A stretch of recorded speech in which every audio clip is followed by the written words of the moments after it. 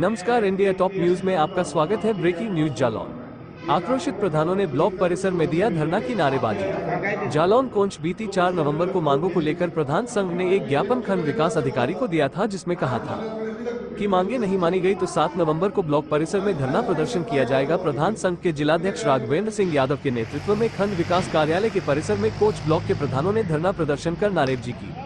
आनंद कुमार पचौरी, रवि महाराज बिरगुवा, हनुमत सिंह कुशवाहा, रामगोपाल यादव, नंदकिशोर पटेल, मानू खा, रामजी प्रधान, लाखन सिंह फौजी, गोपाल दास सहित आधा सैकड़ा प्रधान एवं उनके प्रतिनिधि ने बताया कि जून से अक्टूबर तक का भूसा का भुगतान 5 दिन के अंदर करने को कहा था। भूसे का भुगतान न होने पर गौशाला बंद कर दी जाएगी। उन्होंने ये भी बताया कि मनरेगा के मटेरियल का भुगतान बकाया है। फीडिंग समय से नहीं हो रही। चमेट प्रधान हनुमंत कुशवाहा ने बताया कि बाउंड्री वाल का अभी तक भुगतान नहीं हुआ।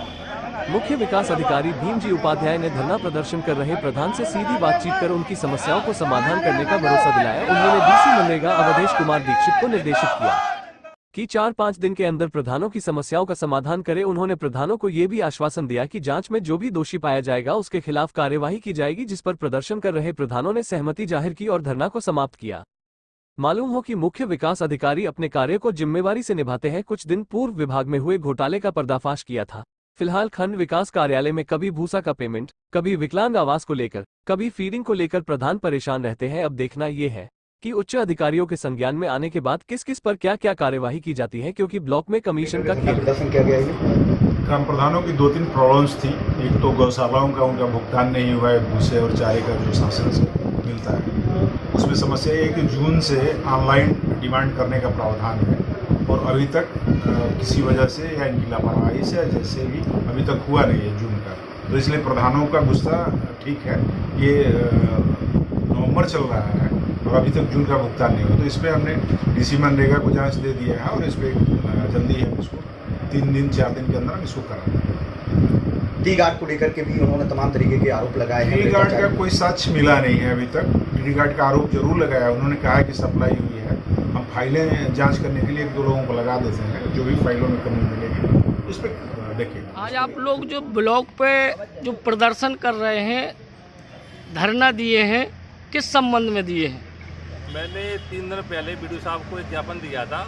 हमारे कोंच ब्लॉक के सभी ग्राम पंचायतों में मटेरियल का जो ट्री गार्ड का जो फर्जी बिना सचिव के बिना प्रधान के दस्तखत की फीडिंग हो गई थी 90,000 की, तो उस विषय में हमने ज्ञापन दिया।